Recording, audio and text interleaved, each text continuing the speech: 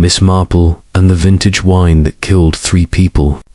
Village of St. Mary Mead had never seen such excitement as it did on that crisp October afternoon when Colonel Ban announced his intention to auction 3 bottles of 1847 Chateau de Quem from his late father's cellar.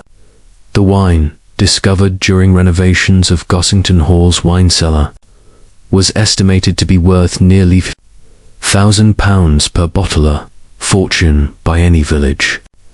Standard Miss Jane Marple adjusted her garden gloves as she observed the gathering crowd in the village hall from her cottage window. She had declined the invitation to attend, citing her rheumatism, though in truth, she found such ostentatious displays rather vulgar.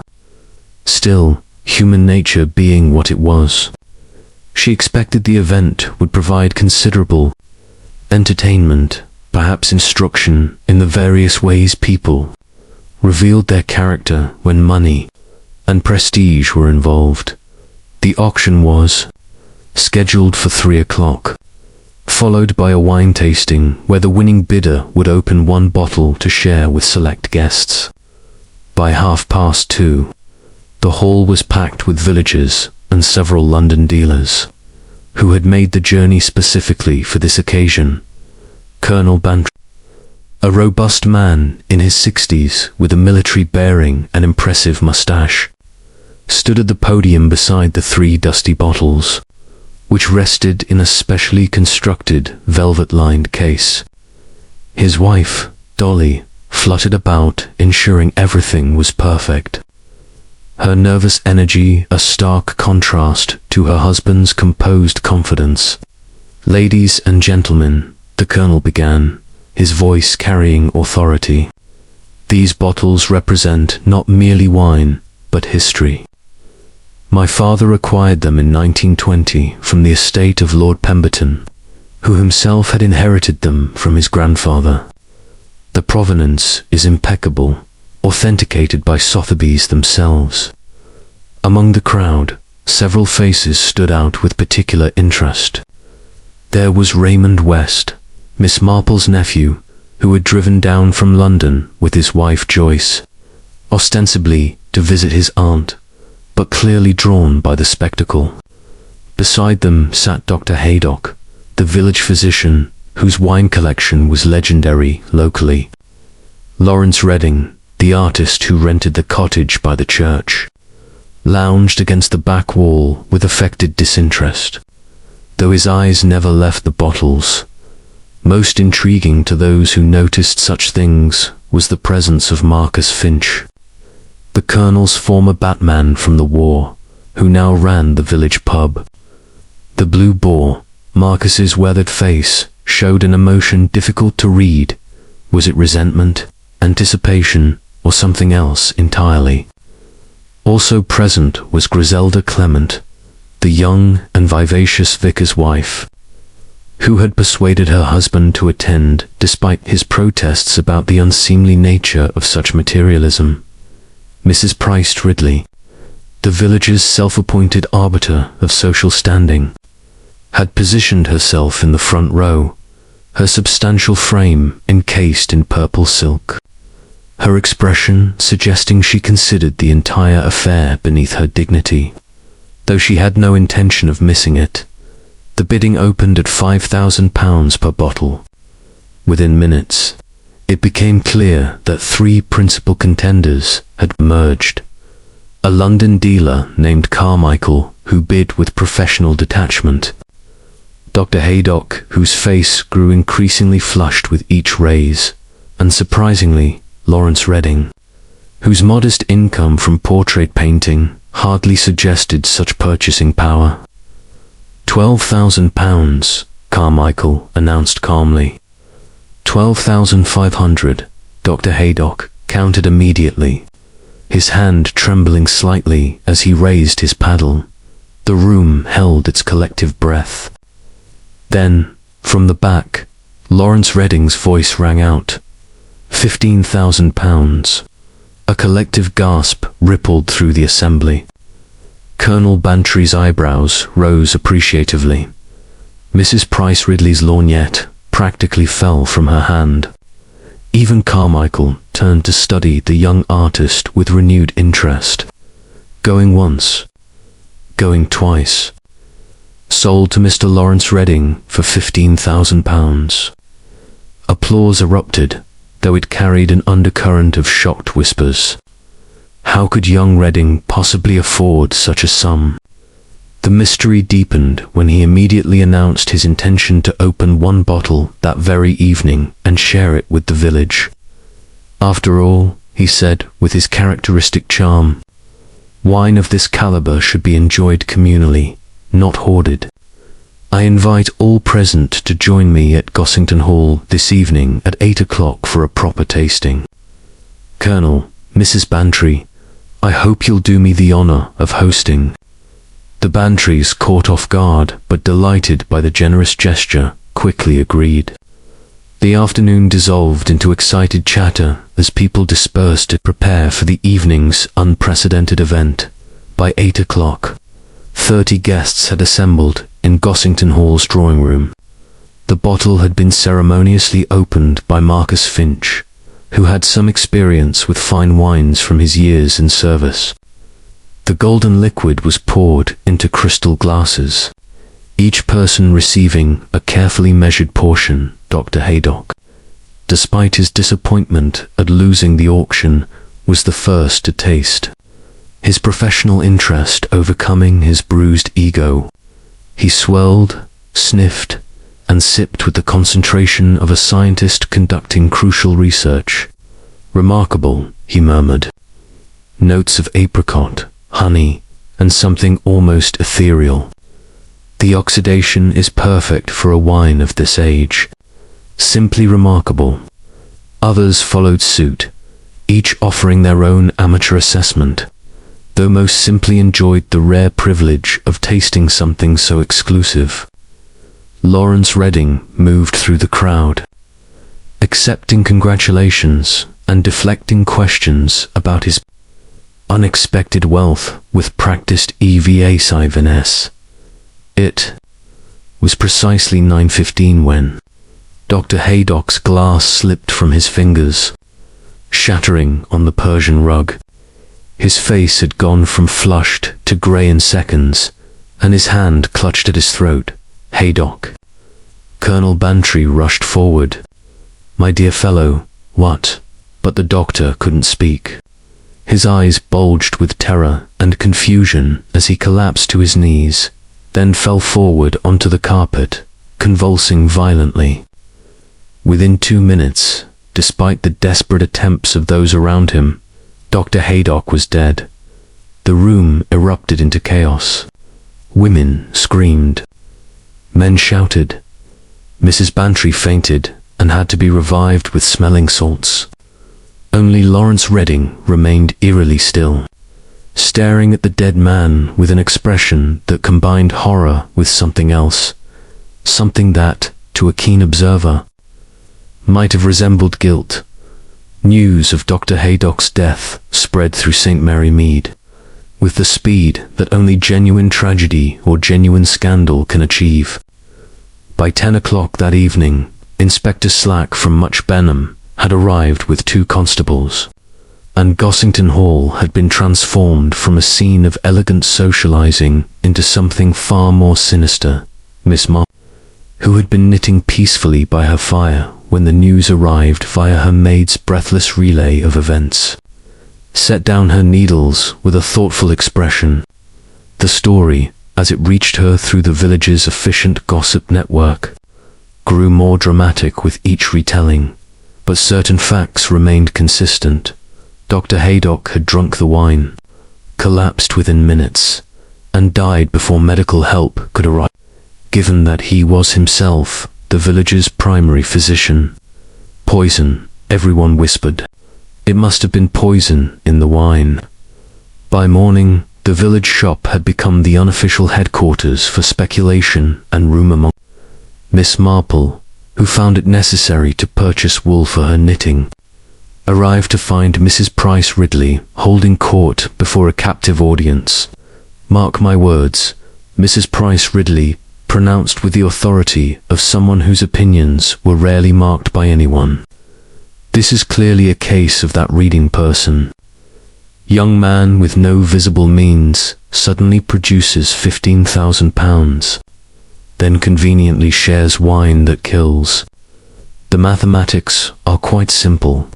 But Mrs. Price Ridley, ventured Miss Weatherby, the timid organist's wife, wouldn't that be rather foolish? I mean, if he poisoned the wine, why would he drink it himself? Or offer it to everyone? Clever misdirection. Mrs. Price Ridley sniffed. These artistic types are notoriously devious. My late husband always said, never trust a man who paints for a living. Miss Marple selected her wool with care, saying nothing but listening to everything. Her mild blue eyes, which so many dismissed as vague, missed nothing of the various expressions crossing different faces, the fear, the excitement, the guilty pleasure of witnessing drama in their normally placid village at Gossington Hall. Inspector Slack was conducting his investigation with the subtlety of a rhinoceros in a rose garden. He had immediately seized upon Lawrence Redding as the obvious suspect, a conclusion that Redding's behavior did little to discourage. Mr. Redding, Slack said heavily, his moustache bristling with official importance. You'll need to explain where you obtained £15,000. And quickly, Lawrence Redding, who appeared to have aged 10 years overnight, ran his hands through his dark hair. I sold a painting to a private collector in London. I didn't want to discuss it publicly because it was a private matter. What collector? What painting? I'd rather not say. The collector values discretion. Rather convenient, that is, Slack snorted. Private collector who can't be named. Private sale that can't be verified.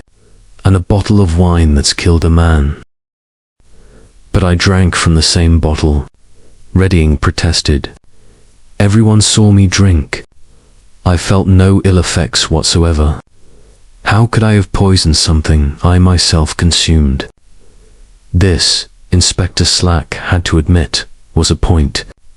However, his theory, which he outlined to Colonel Bantry with considerable satisfaction, was that Redding had somehow developed immunity to the poison through gradual exposure, a technique he'd read about in detective novels.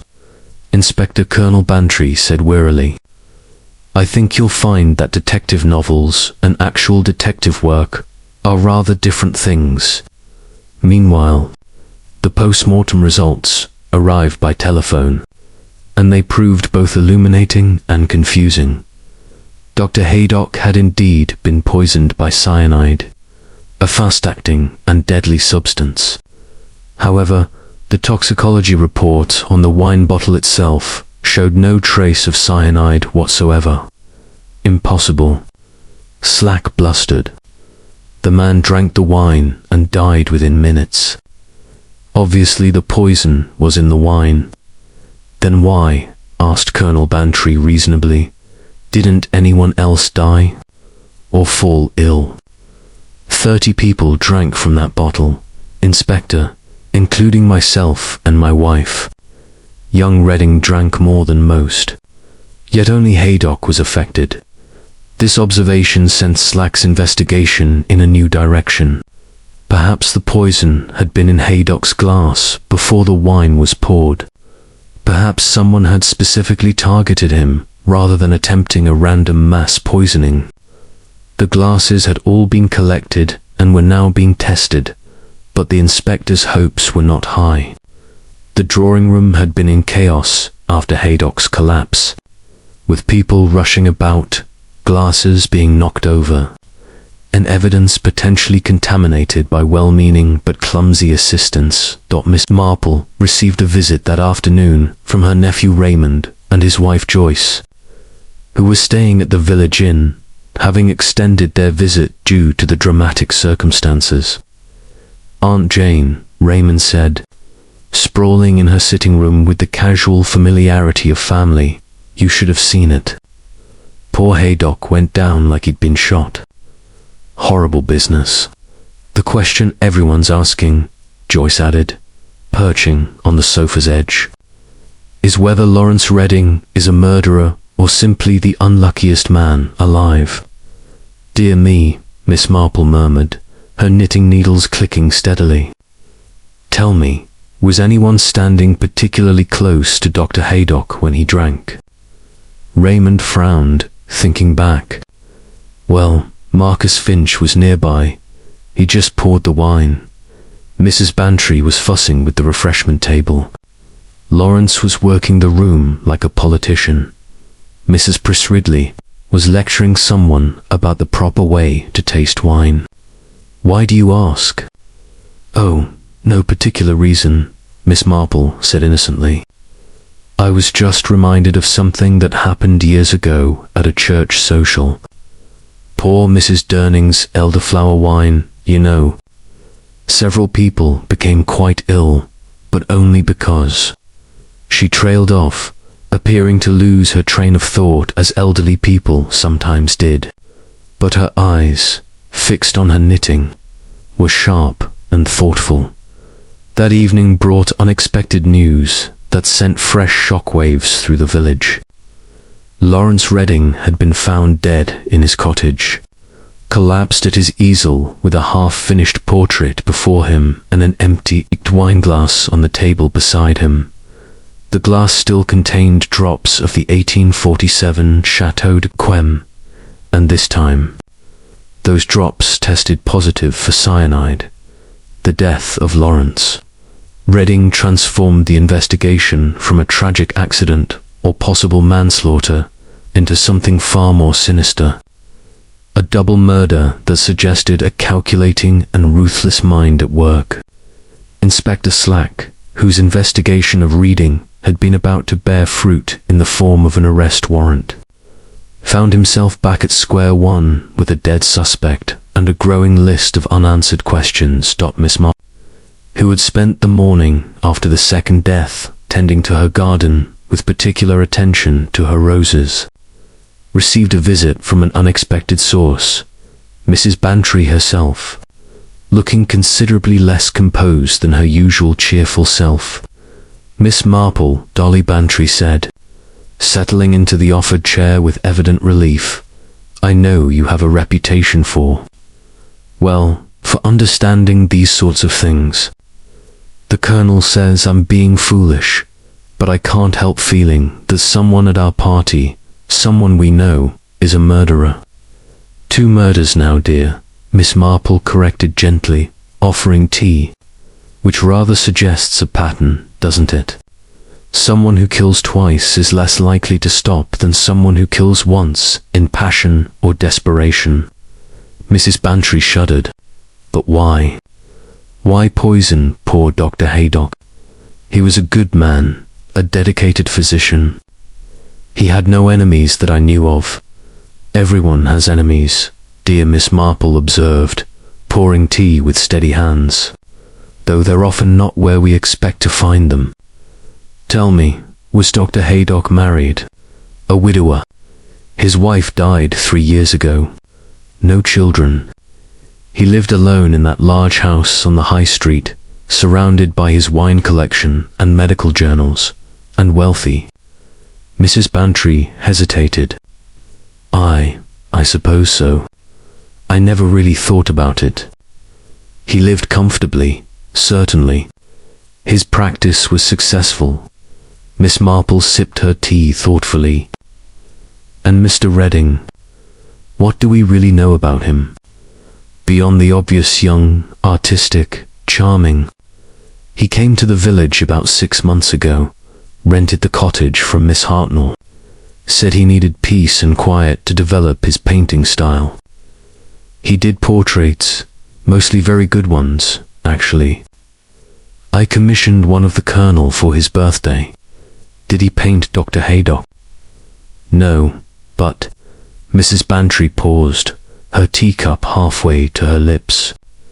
Now that you mention it, I did see them talking at the village fete last month. They seemed quite engaged in conversation, though I couldn't hear what they were discussing.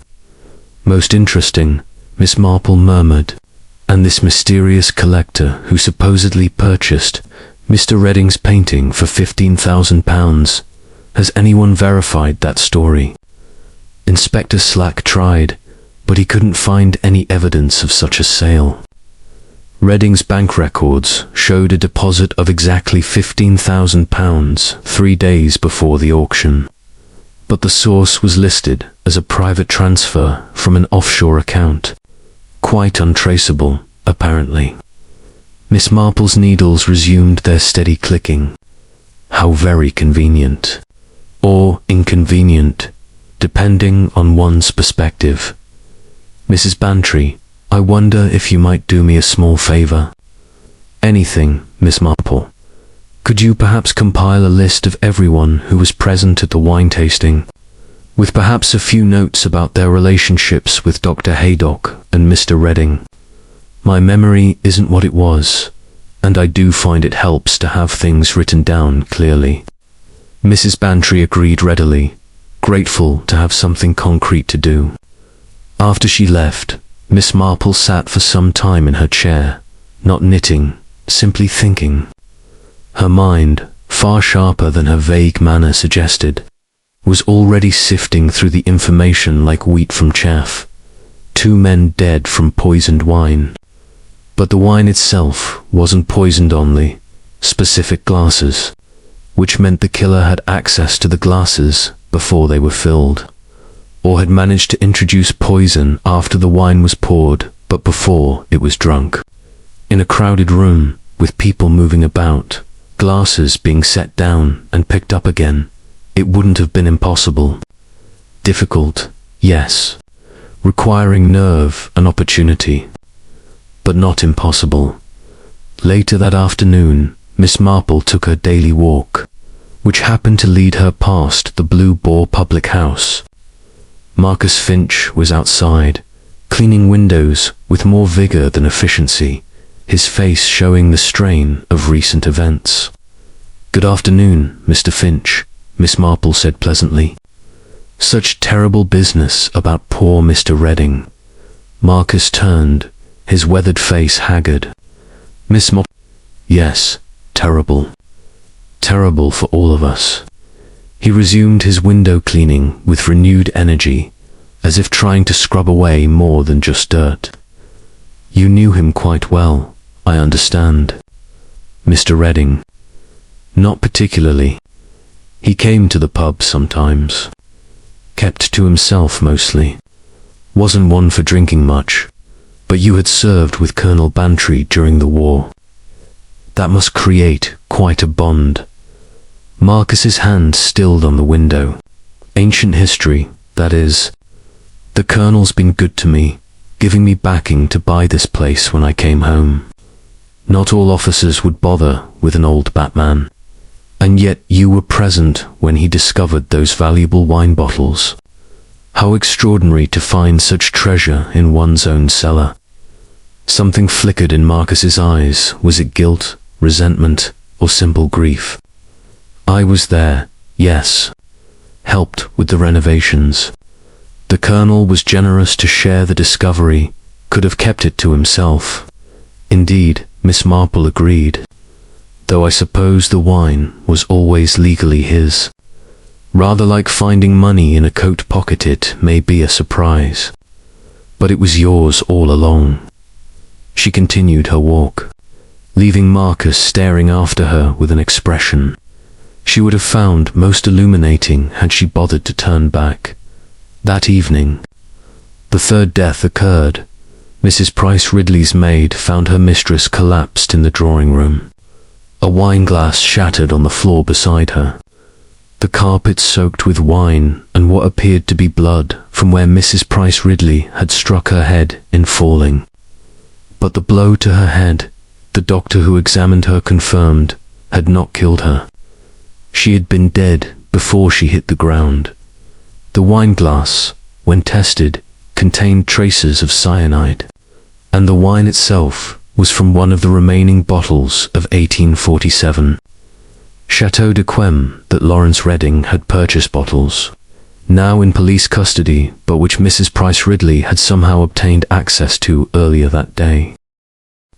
Inspector Slack, arriving at the scene with increasing desperation in his manner, found a note in Mrs. Price Ridley's handwriting. "I know who killed them. I will have justice for Dr. Haydock and Lawrence Redding. Meet me at 8 p.m. The note was unsigned, unsent, and deeply troubling. It suggested Mrs. Price Ridley had known the killer's identity, and that knowledge had cost her life. The village of St. Mary Mead found itself in the unprecedented position of being the center of a murder investigation that had claimed 3 lives within 48 hours. Scotland Yard, in the form of Detective Inspector Craddock, had now superseded the overwhelmed Inspector Slack, bringing with him a team of specialists and a more methodical approach to the investigation. Craddock was a lean, thoughtful man in his 40s, with grey-green eyes that missed very little and a manner that encouraged confidences. Unlike Slack, who had charged about like a bull in a china shop, Craddock proceeded with careful deliberation, interviewing each person who had attended the wine tasting and methodically reconstructing the timeline of events. It was during these interviews that a name emerged with increasing frequency and growing suspicion. Marcus Finch. The evidence, once one looked for it, seemed damning. Marcus had been the Colonel's Batman during the war, a position of trust and intimacy. He had been present during the cellar renovations when the valuable wines were discovered. He had handled the bottles during the auction display. Most significantly, he had been the one to open and pour the wine on the fatal evening. Opportunity Craddock explained to Colonel Bantry during his 4th visit to Gossington Hall. Finch had opportunity at every stage. He could have poisoned Haydock's glass while pouring. He could have accessed the remaining bottles at the station when they were in custody. We've confirmed he visited there on some pretext about a licensing question, and he could certainly have delivered poison to Mrs. Price Ridley. But motive? Colonel Bantry protested weakly. Marcus has no reason to kill these people. He barely knew reading, and he got on well enough with Haydock. As for Mrs. Price Ridley, she wasn't even a regular at the pub. But there we come to the interesting part. Craddock pulled out a file folder. Marcus Finch's finances tell a story. He's deeply indebted money to a London bookmaker, missed several payments on the pub's mortgage. He was desperate for funds, but the wine bottles, they weren't his to sell. No, but suppose he had an arrangement with someone who promised him a share of the profits if he could facilitate access to the bottles. Reading, perhaps, who mysteriously came up with £15,000. This theory gained further traction when Craddock's team discovered that Marcus and Lawrence Redding had been seen together several times in Much Benham, meeting in less public venues than the village itself. A conspiracy began to take shape in the detective's mind. Redding and Finch working together to steal or fraudulently acquire the valuable wines, with Haydock somehow discovering their plan and being silenced before he could reveal it. But then Redding himself was killed, Colonel Bantry pointed out. If they were working together, falling out among thieves, Craddock suggested. Perhaps Redding threatened to confess.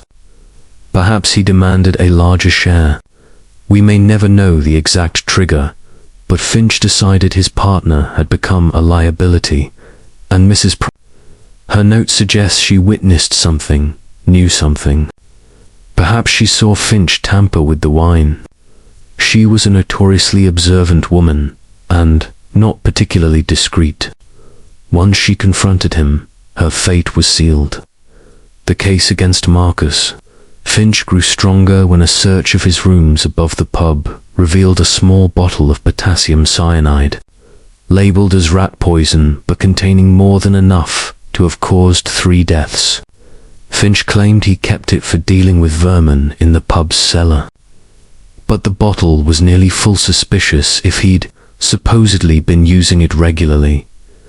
By the evening of the 4th day after Dr. Haydock's death, Inspector Craddock felt confident enough to make an arrest. Marcus Finch was taken into custody, charged with 3 counts of murder, and removed from St. Mary Mead to await trial in Much Benham. The village breathed a collective sigh of relief. The killer had been caught. Life could return to normal. The wine bottles, remaining in evidence, would eventually be sold, with proceeds going to the victims' estates. Miss Marple, however, did not share the village's satisfaction.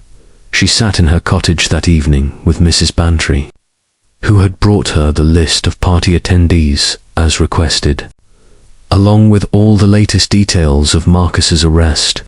"So it's all resolved," Mrs. Bantry said with evident relief. "Dreadful business, but at least we can sleep safely now." Poor Marcus, who would have thought? The Colonel is devastated, naturally. He trusted Marcus implicitly. "Yes," Miss Marple said softly, studying the list. "Trust is such a fragile thing, isn't it? Once broken, so difficult to repair. Tell me, Mrs. Bantry, this list you've included everyone who was present at the wine tasting?" "Everyone I can remember. 30 people altogether, as the Colonel mentioned." Miss Marple's finger traced down the names. "And Dr. Haydock, where was he standing when he drank the poisoned wine?" "Near the fireplace, I believe. He'd moved away from the refreshment table after getting his glass." "Who brought him his glass?" Mrs. Bantry frowned. "I don't think anyone brought it to him. He got it himself from the table where Marcus was pouring. But several people were clustered around that table, surely. It was the center of attention." "Oh yes, quite a crush. Everyone wanted to taste the famous wine. People were reaching over each other, passing glasses back. Quite chaotic, really." "And Mr. Redding, did he drink immediately, or did he set his glass down somewhere?" Mrs. Bantry's frown deepened as she tried to remember. "I think, yes, he did set it down. On the mantelpiece, I believe, while he was talking to Griselda Clement. Then he picked it up again and drank." "Why do you ask?" "Oh, just an old woman's curiosity," Miss Marple said vaguely. "You know how it is, one tries to picture the scene. And how did she obtain that second bottle of wine? That's what's so puzzling. The bottles were in police custody at the station, but somehow one went missing from the evidence room. Inspector Craddock believes Marcus must have substituted it when he visited about his licensing issue, replacing it with a different bottle." "How very ingenious of him," Miss Marple murmured, "to plan so far ahead. Tell me, was Marcus known as a particularly intelligent man?" "Well, no, not really. Solid, reliable, good with his hands. But not what you'd call clever. More the sort who follows orders well than gives them." "Precisely," Miss Marple said, her needles clicking with sudden energy. "Like a good Batman should be. Following orders, not initiating elaborate murder schemes requiring access to rare poisons. Careful timing and sophisticated planning." Mrs. Bantry stared. "Miss Marple, are you suggesting Marcus Finch is innocent?" "I'm suggesting, my dear, that the police have arrested the obvious suspect, which is exactly what someone very clever would want them to do. Someone who understands human nature well enough to know that we always look for the person with opportunity first, motive second, and means third. Marcus Finch had opportunity in abundance, but his motive seems rather thin when examined closely, and his means well. Anyone could obtain rat poison, but who else could have done it? Miss Marple smiled. That, dear Mrs. Bantry, is exactly what we need to determine. And I believe it begins with understanding what Dr. Haydock, Mr. Redding, and Mrs. Price Ridley all had in common besides drinking poisoned wine. Miss Marple, investigation though she would never have dignified it with such a formal term, began the next morning with a visit to Lawrence Redding's cottage. The police had finished their examination of the scene, and the cottage stood empty, awaiting instructions from Redding's solicitor about the disposal of his effects. Miss Hart, who owned the property, was more than happy to grant Miss Marple access, particularly when Miss Marple expressed interest in purchasing one of Redding's paintings as a memorial to the poor young man. Such a tragedy, Miss Hartnell said, unlocking the cottage door. And to think he died alone here, with no one to help him. The police say he was working on a portrait when the poison took effect. Would you believe someone actually tried to poison him in his own home?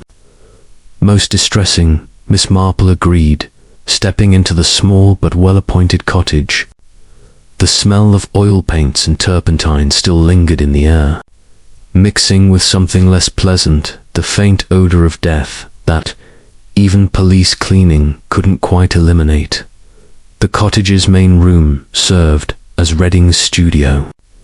Several finished portraits leaned against the walls, while others remained in progress on easels. The painting Redding had been working on when he died stood near the window, covered by a cloth that Miss Marple carefully removed. She studied the portrait with genuine interest.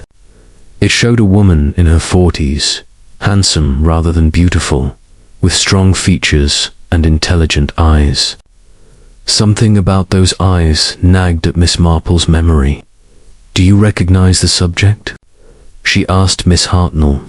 "I'm afraid not, though there's something familiar about her. Perhaps she's from Much Benham." Miss Marple looked at the other paintings. Several were of local residents, a rather flattering portrait of Mrs. Clement, one of Colonel Bantry that must have been Mrs. Bantry's commission, and a striking study of Marcus Finch in his pub's dim interior.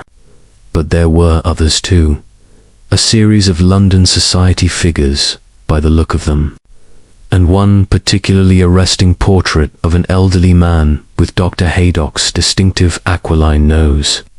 Miss Hartnell, Miss Marple said carefully, "Did Mr. Redding ever mention his family, his background before he came to St. Mary Mead?"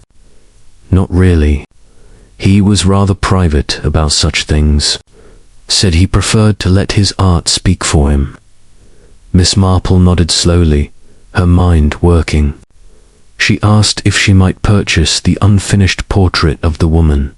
Such talent should be preserved, she explained, and Miss Hartnell, grateful for any sale that might offset the property's unfortunate history, agreed immediately. That afternoon, Miss Marple had tea with Griselda Clement, the vicar's wife, who was still shaken by recent events. "It's too awful," Griselda said, her usual vivacity subdued. 3 people dead, and all because of wine. "I shall never touch another drop as long as I live." "Very wise, dear," Miss Marple said. "Though I wonder you spoke with Mr. Redding that evening, didn't you? Just before he drank the wine." "Yes, briefly. He'd just set his glass down on the mantelpiece to shake hands with someone. We talked about his new portrait. He was being very mysterious about his subject. Did he say anything unusual? Anything that might in retrospect seem significant?" Griselda thought hard. "He did say something odd. He said, 'Sometimes the truth hides in plain sight, and we walk past it every day without seeing it. I thought he was being artistic and philosophical. You know how painters can be. But now it sounds rather ominous," Miss Marple finished. "Did anyone else approach his glass while he was talking to you?" "Several people passed by. It was quite crowded near the fireplace. I remember Mrs. Price Ridley brushing past rather forcefully. She always did move like a battleship through a crowd. And Marcus was moving about, topping up glasses. Oh, and Dr. Haydock was standing quite close, examining a painting on the wall. That evening, Miss Marple did something highly unusual for her. She telephoned Scotland Yard directly and asked to speak with Inspector Craddock. It took considerable persuasion and the invocation of several important names, including her nephew, the distinguished writer Raymond West, but eventually Craddock came to the phone. His tone, one of polite but skeptical courtesy. "Miss Marple, I understand you have some information about the poisoning case." "Information might be too strong a word, Inspector, but I do have some questions that trouble me. For instance, have you verified Lawrence Redding's background? Who he was before he came to St. Mary Mead?" "We're still investigating that. He seems to have appeared rather suddenly, 6 months ago, with little previous history we can trace." "Why do you ask?" "Because I believe Mr. Redding came to St. Mary Mead for a very specific purpose. Not to paint in peaceful surroundings, but to investigate something or someone. And I believe Dr. Haydock recognized him, which led to both their deaths." Craddock was silent for a moment. "That's a serious allegation, Miss Marple. Do you have evidence?" "Not evidence, Inspector, but I have experience. You see, this whole business reminds me of something that happened in our village many years ago, when a young man came claiming to be the lost heir to a local estate. The resemblance to the late owner was remarkably. Everyone said so. And yet, the solicitor who handled the estate was the one person who seemed troubled by the young man's arrival. Within a week, that solicitor was dead in what appeared to be an accident, and the young man turned out he was an imposter, of course. The real heir had died abroad years before. But the impostor's first victim wasn't random, it was the one person who could definitively prove he was a fraud. The solicitor had access to private records, you see. Medical records, specifically." Craddock's breathing quickened. "Are you suggesting, I'm suggesting, you look very carefully at Dr. Haydock's private files, Inspector, and at the family history of anyone in this village who might have reason to fear exposure of a particular secret? I think you'll find that Mr. Redding was not a simple artist, but an investigator of sorts, and that someone realized what he was doing before he could complete his work. And Mrs. Price Ridley was notorious for observing everyone and everything. I suspect she saw something that evening, perhaps someone tampering with a glass, perhaps something earlier. She may have even attempted blackmail, which would be quite in character. But she underestimated the ruthlessness of the person she was dealing with." After she hung up, Miss Marple sat for a long time in thought. The pieces were beginning to fit together, though the full picture remained elusive. She needed one more element, one crucial fact that would make everything clear. That fact arrived the next morning in the form of Dr. Haydock's solicitor, Mr. Petherick, who called upon Miss Marple at Inspector Craddock's suggestion. "I understand you've taken an interest in poor Haydock's death," Petherick said, settling his rotund form into Miss Marple's second-best chair. "Terrible business. Known him for 30 years, I have. Impeccable character, I'm sure," Miss Marple said. "Tell me, Mr. Petherick, did Dr. Haydock have any unusual patients?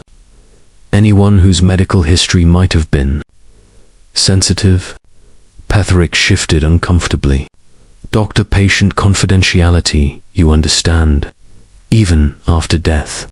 Even when 3 people have been murdered. Well, when you put it like that. There was one matter. About 10 years ago, Haydock was called to attend a very private matter in London. A birth, actually. Very hush-hush. The mother was unmarried, came from good family, didn't want the scandal. The baby was given up for adoption immediately, and the father, never named officially, but Haydock told Min, strictest confidence, you understand that the father was someone prominent in local society, someone married, someone whose reputation would have been ruined by the revelation. And did Dr. Haydock keep records of this? He was a physician, Miss Marple. Of course, he kept records. Very detailed ones. They would be in his private files at his home. Miss Marple's needles clicked with renewed vigor.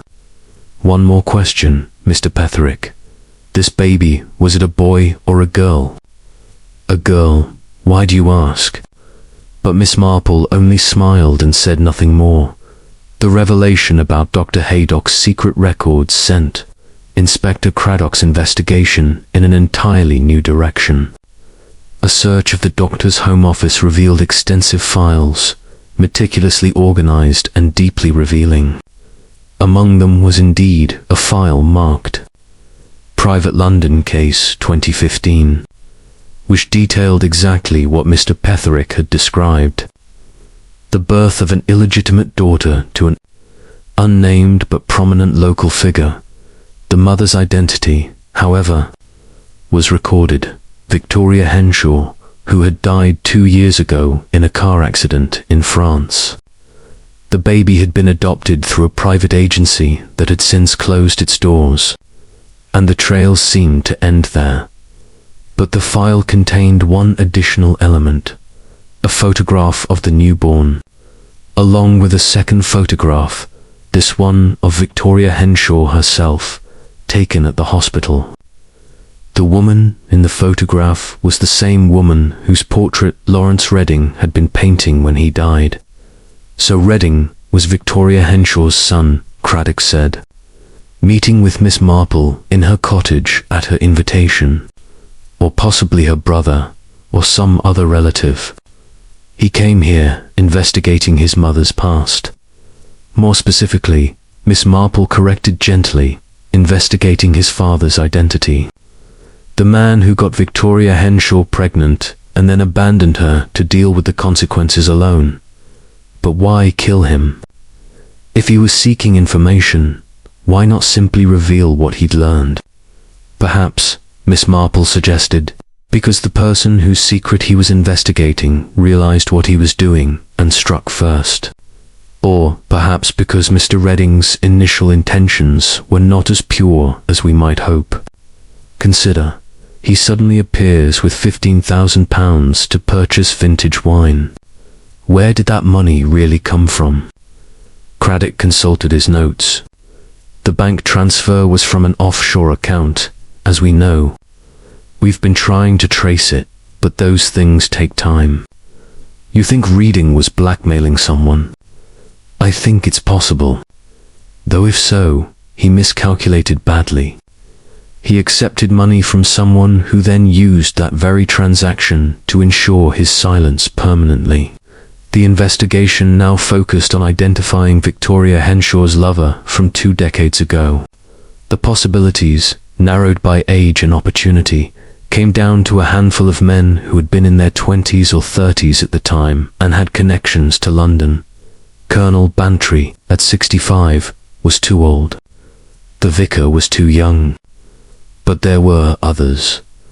Marcus Finch was the right age, though his connection to Victoria Henshaw seemed unlikely.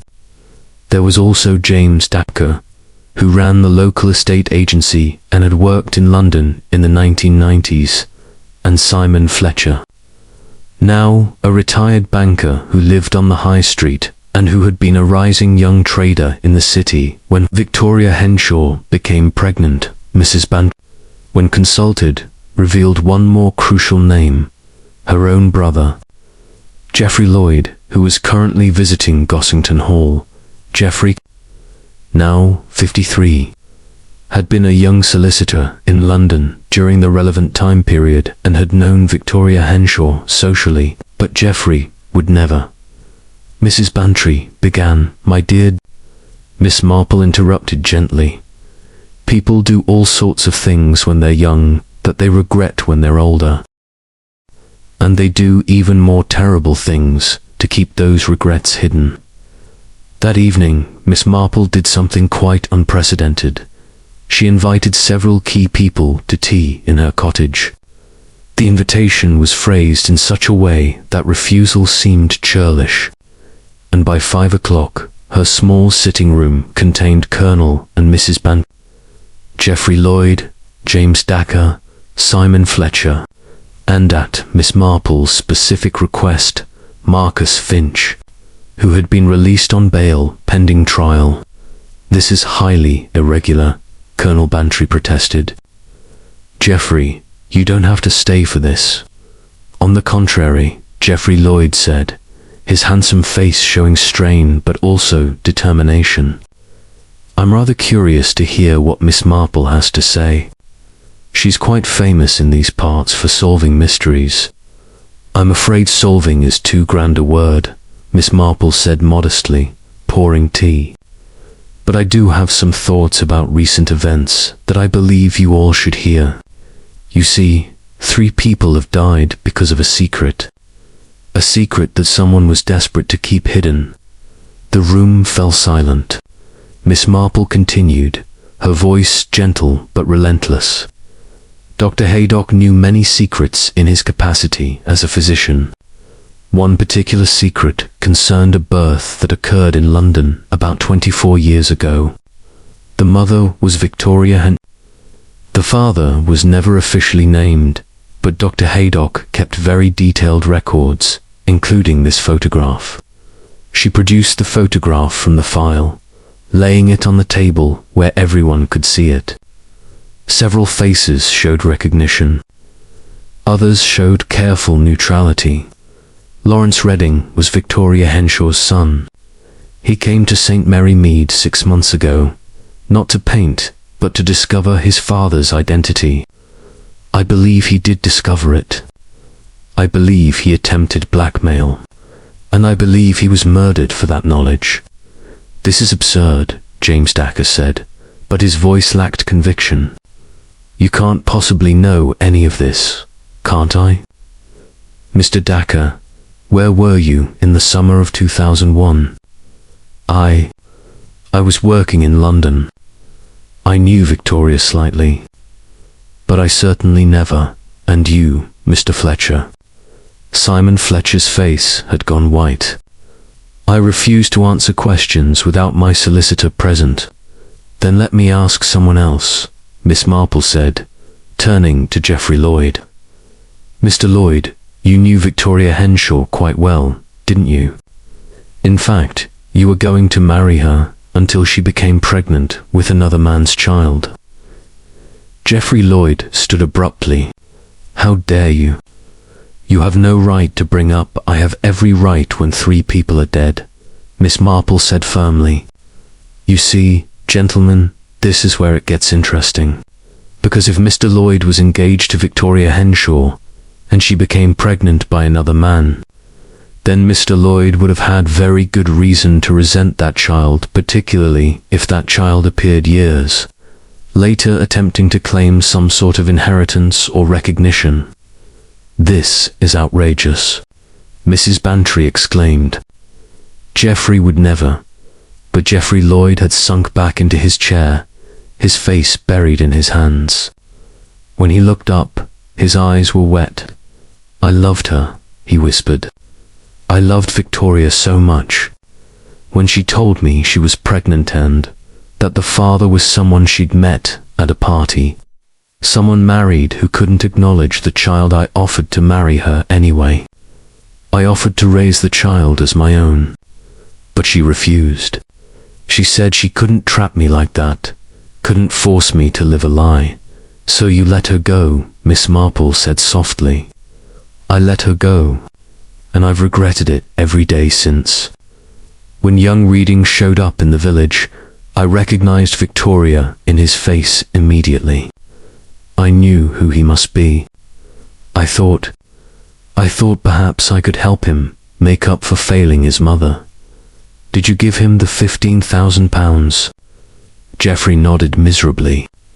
He said he needed it to establish himself, to gain standing in the community. He said once he had respect, he would reveal his identity and his father's identity. I gave him the money to help him, not knowing. Miss Marple finished that his real father was also in this room, and that father would stop at nothing to keep his secret hidden. The silence that followed Miss Marple's pronouncement was broken by Simon Fletcher's nervous laughter. This is ridiculous, he said, though he'd gone pale.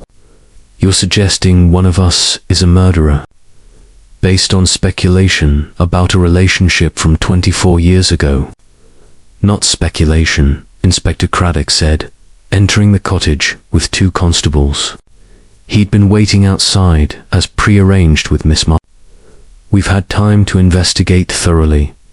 Dr. Haydock's records included not just a photograph, but blood type information for both mother and child. Modern DNA analysis has been performed on tissue samples from Lawrence Redding's body, and Colonel Bantry demanded.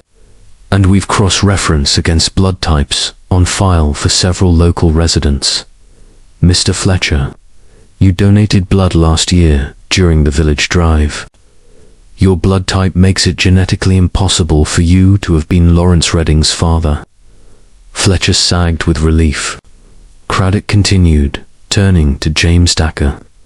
Mr. Dacre, you've never donated blood, but you did have a minor surgical procedure 5 years ago at Much Benham Hospital. Those records show you also lack the genetic markers to be Redding's father.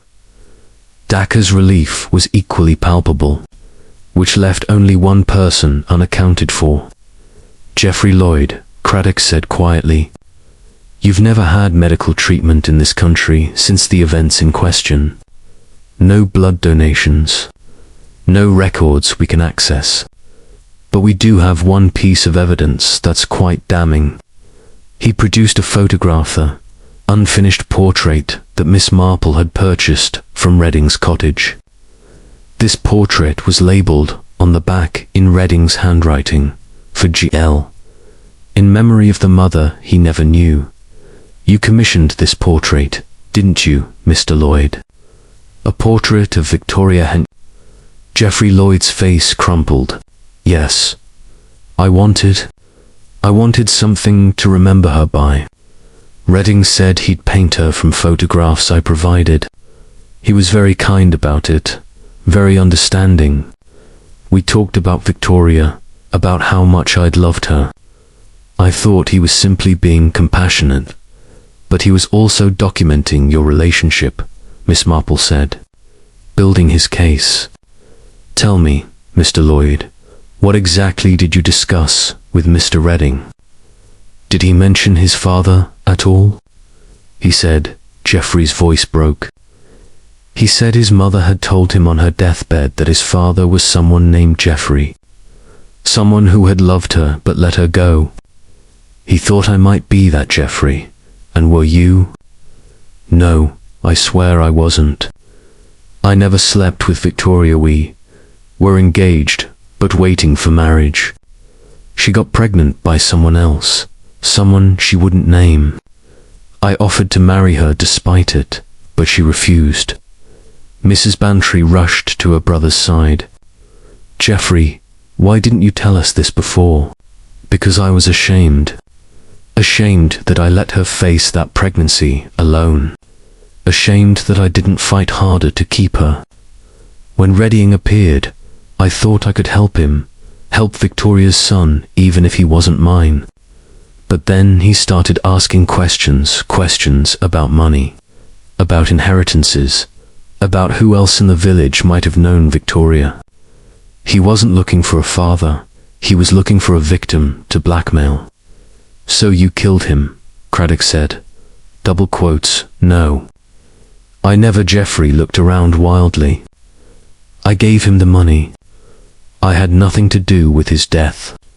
But you did have opportunity, Craddock pressed. You were at the wine tasting.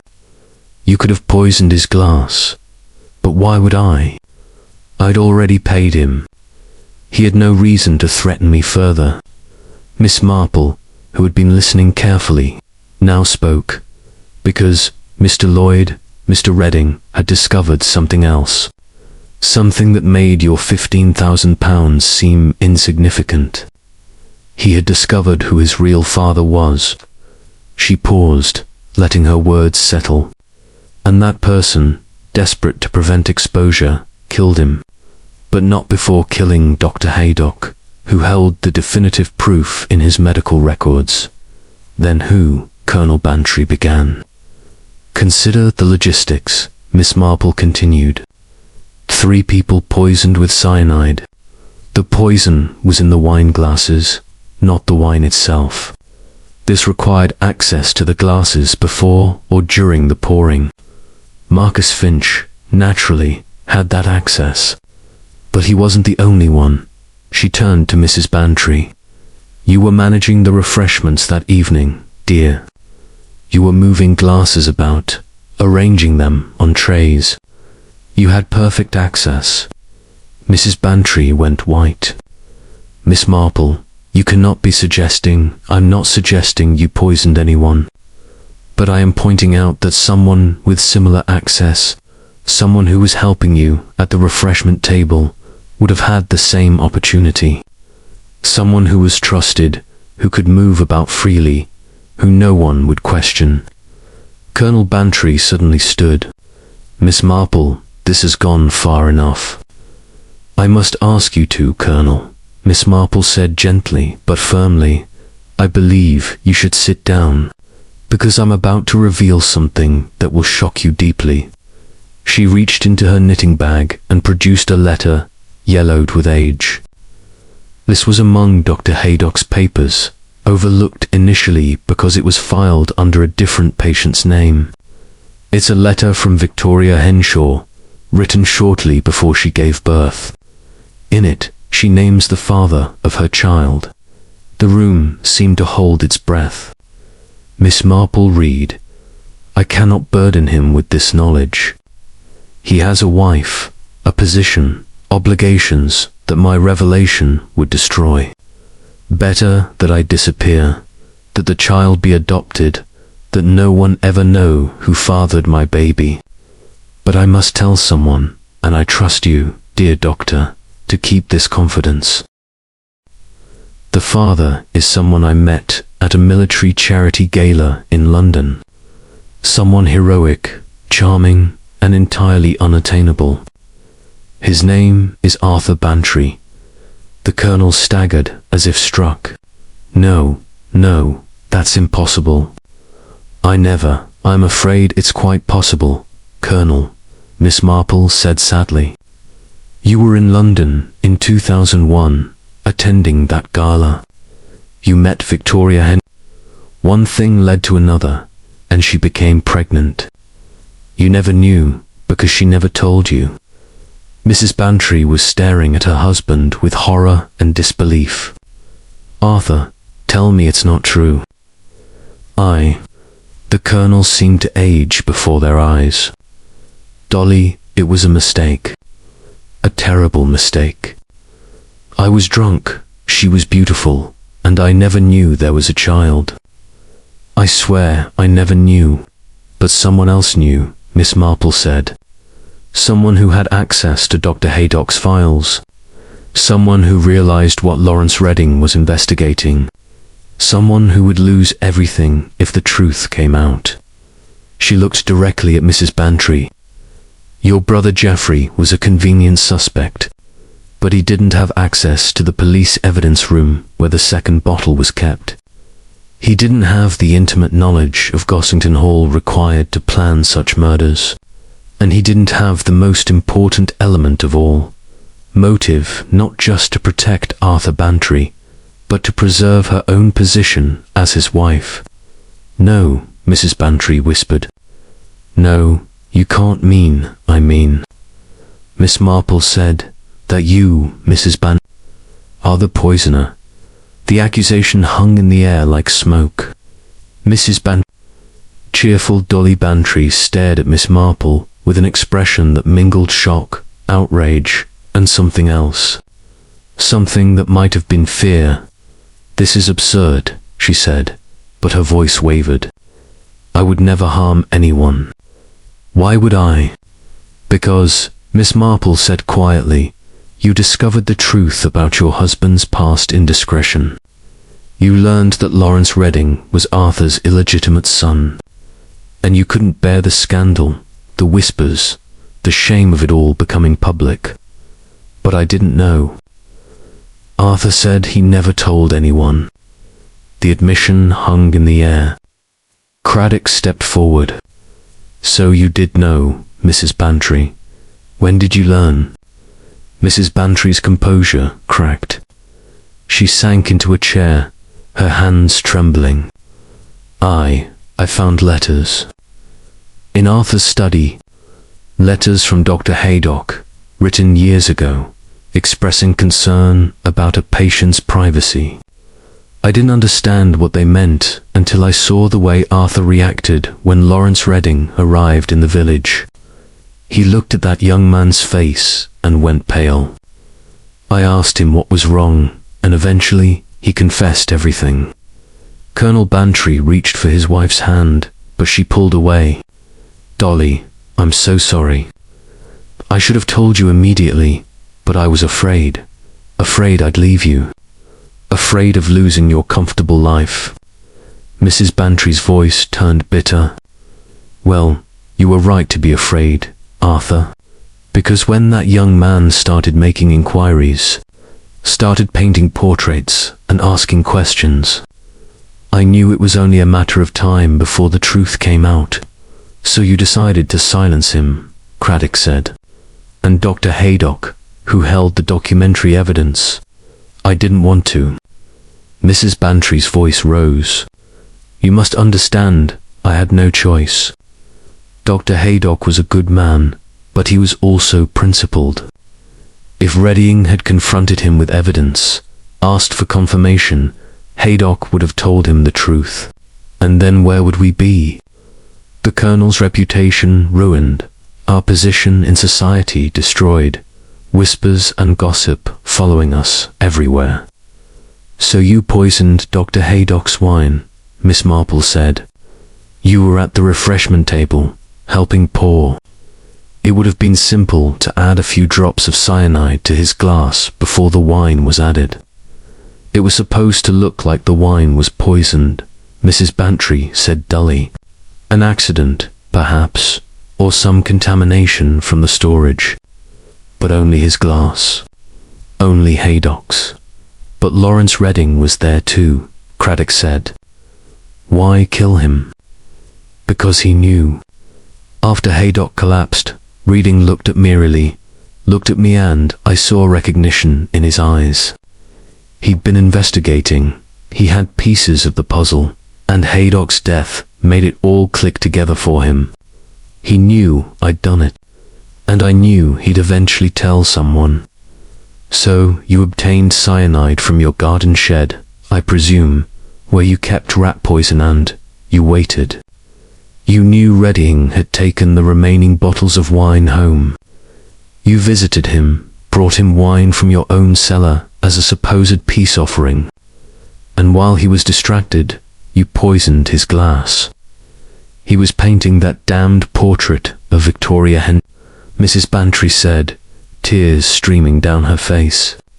"Sitting there so calmly, painting the woman who had ruined my marriage, and he smiled at me, smiled, as if he hadn't just destroyed everything I'd built in 30 years of marriage."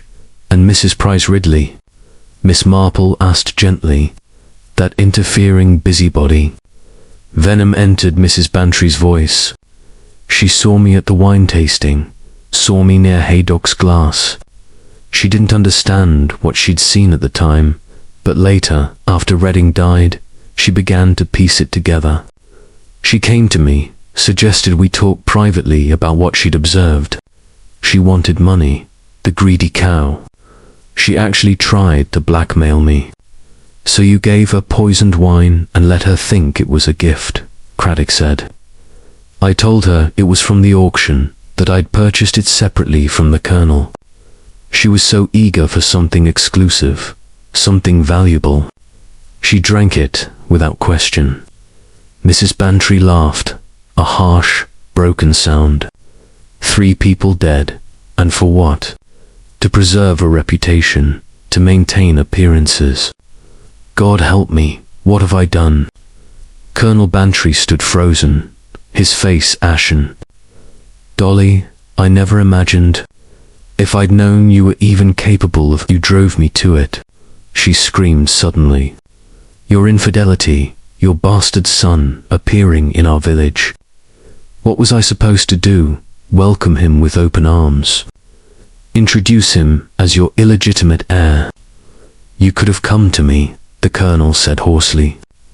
We could have managed it somehow, dealt with it together. Mrs. Bantry laughed bitterly. When have we ever dealt with anything together? You with your precious military career, your gentleman's club, your hunting and shooting.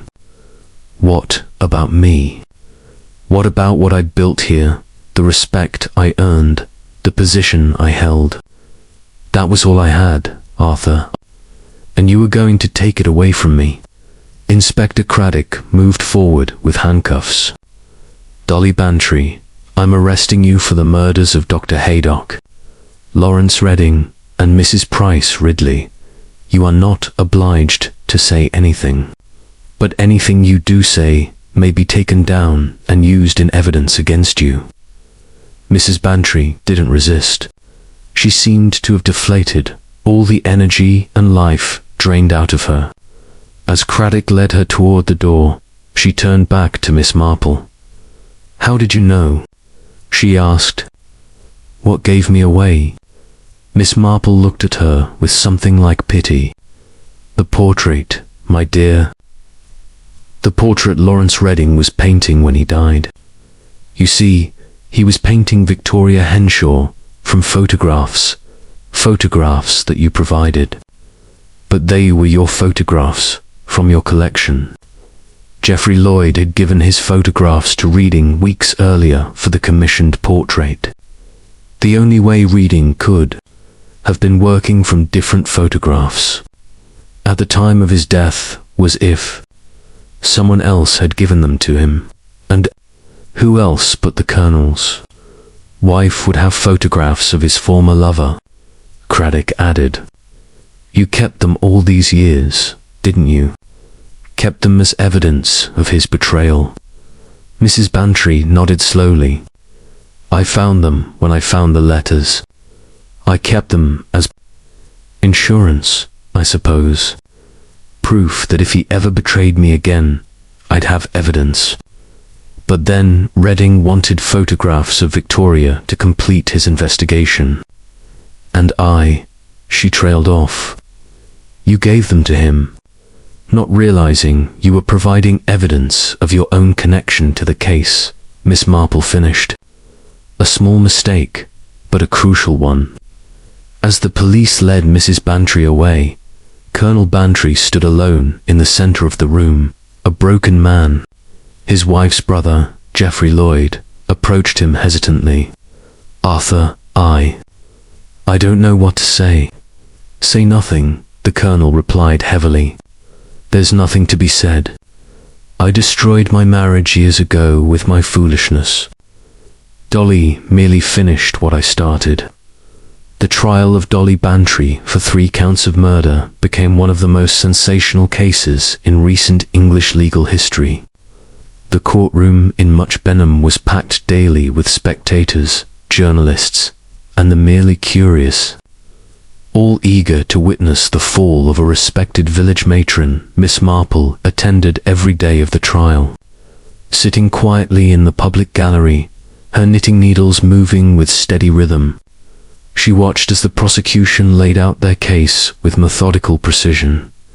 The cyanide found in Mrs. Bantry's garden shed, matching the poison used in all 3 murders.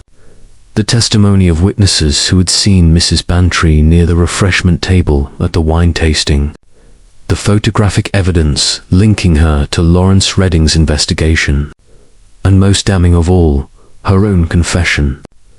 Recorded and played back in court. The defense attempted to argue temporary insanity, extreme emotional disturbance, and the provocative nature of her husband's infidelity. Mrs. Bantry herself cut a sympathetic figure in the Dhaka well-dressed, well-spoken woman of good family, driven to desperate measures by betrayal and fear.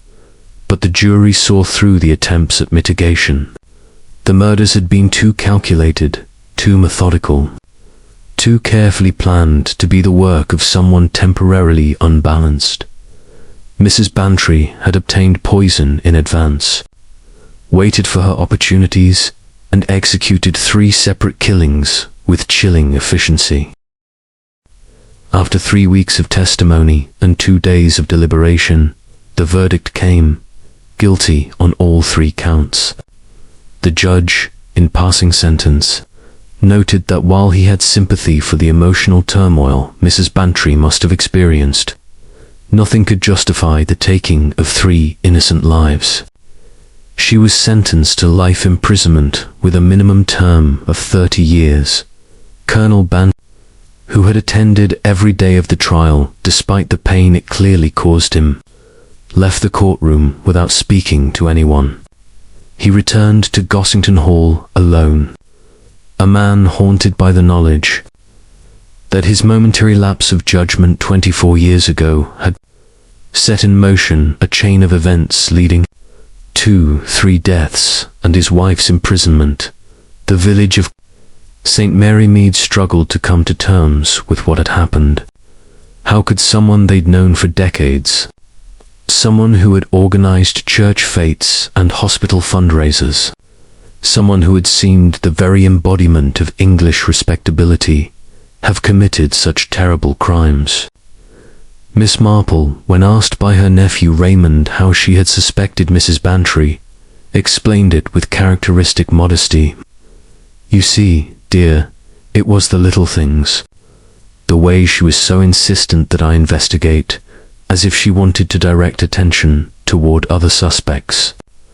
The way she provided me with lists and information, but always with subtle emphasis on certain people. Marcus Finch, particularly.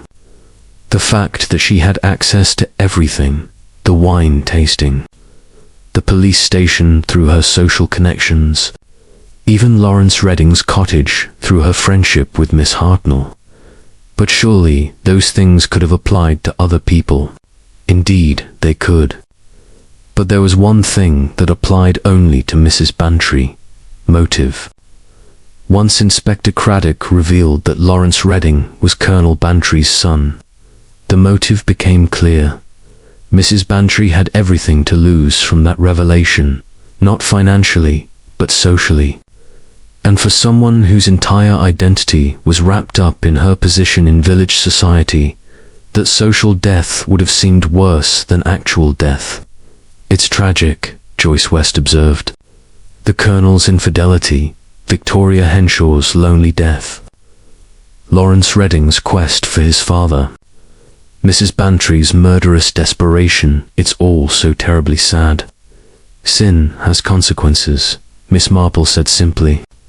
Colonel Bantry's sin set everything in motion, but Mrs. Bantry's sin's pride, vanity, and ultimately murder brought about the tragedy. She could have chosen differently at every stage.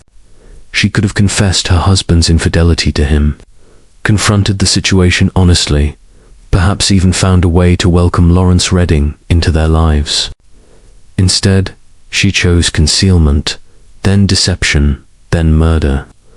"Do you think the Colonel will recover from this?" Raymond asked. "I think he will survive," Miss Marple replied.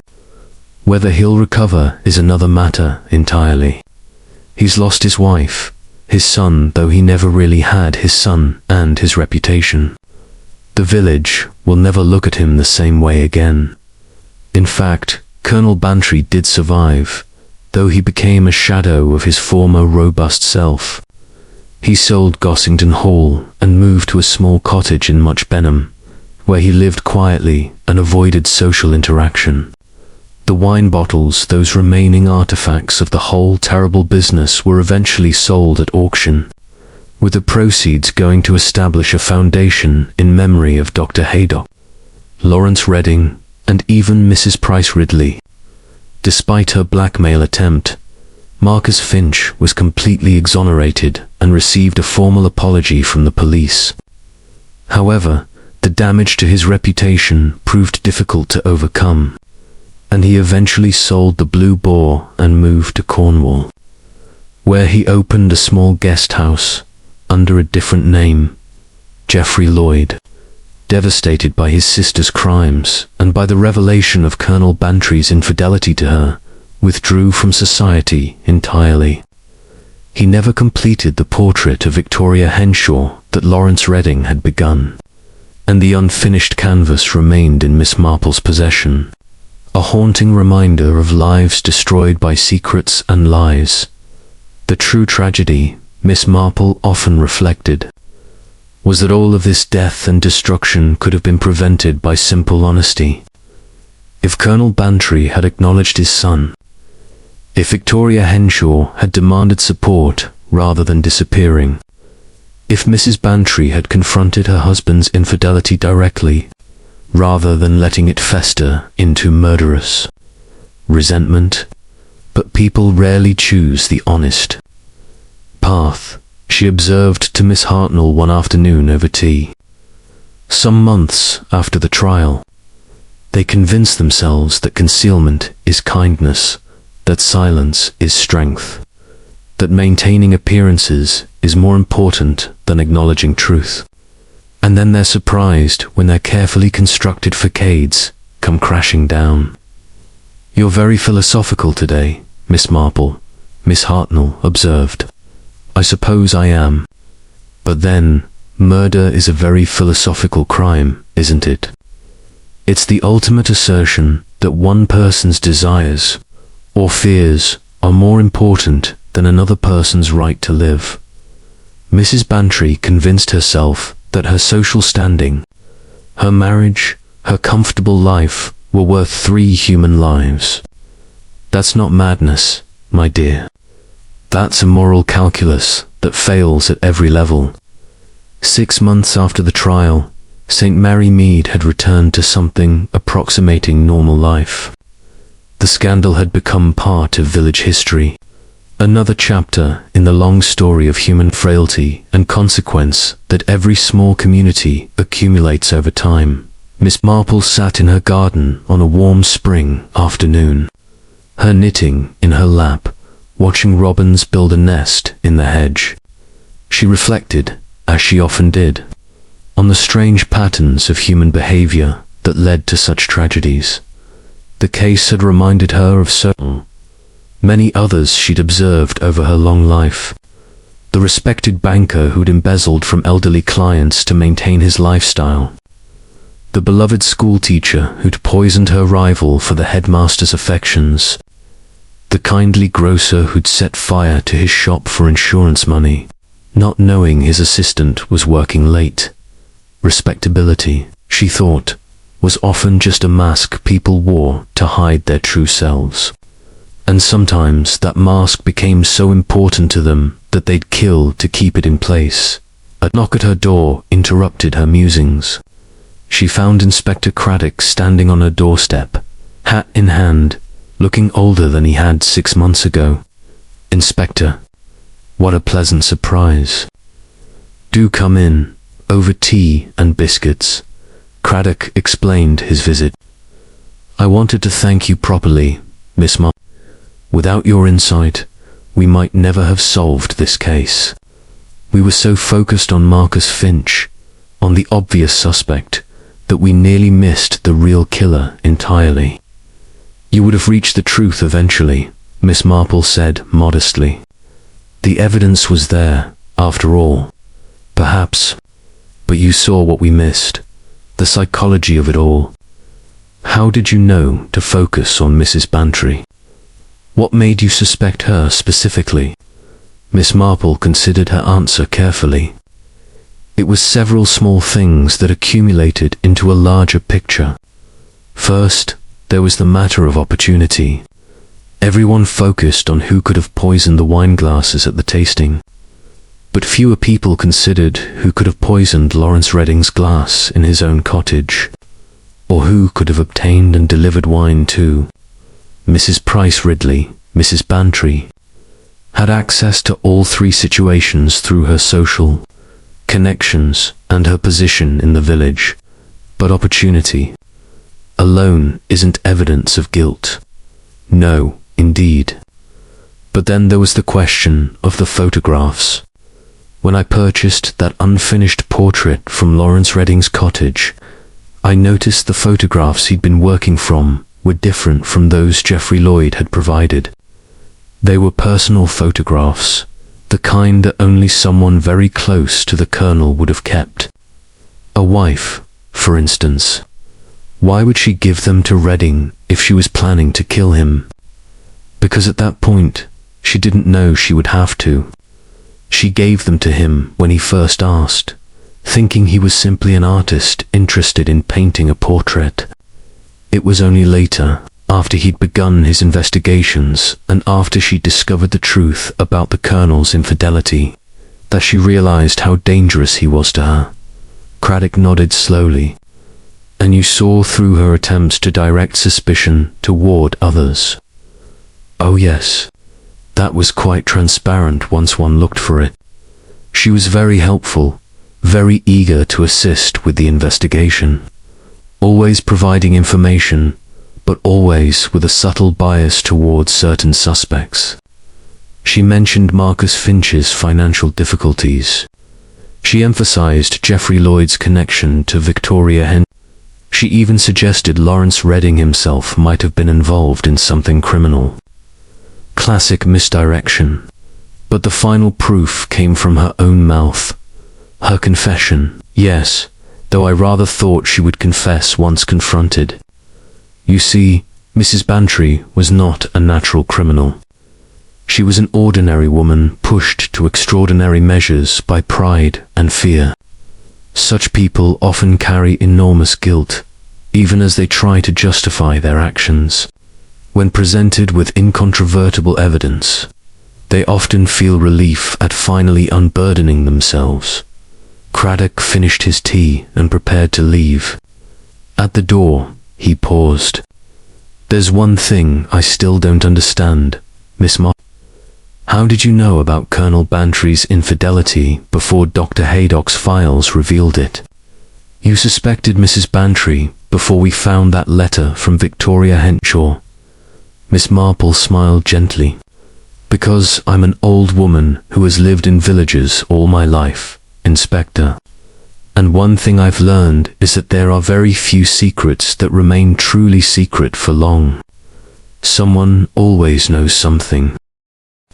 A chance observation, an overheard conversation, a piece of gossip that seems meaningless at the time but gains significance in retrospect.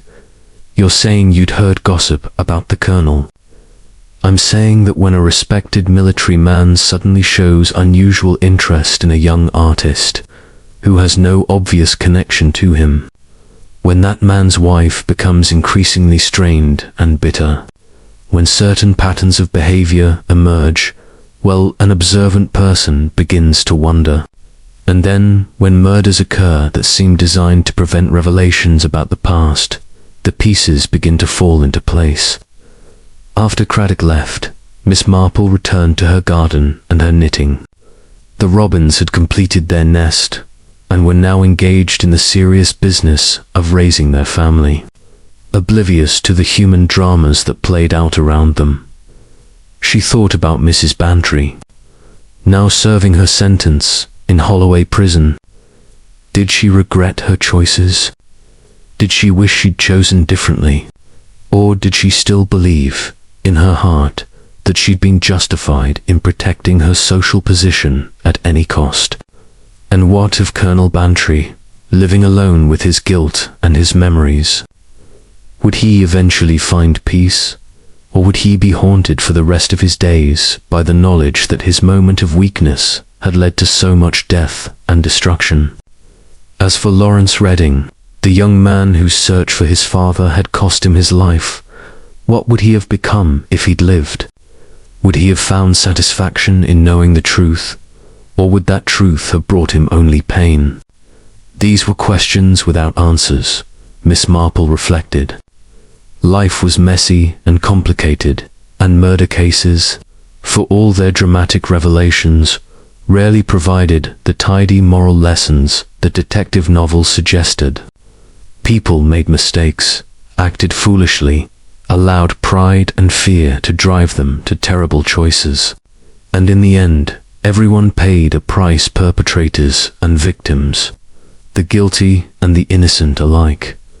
A few weeks later, Miss Marple received a letter from Colonel Bantry.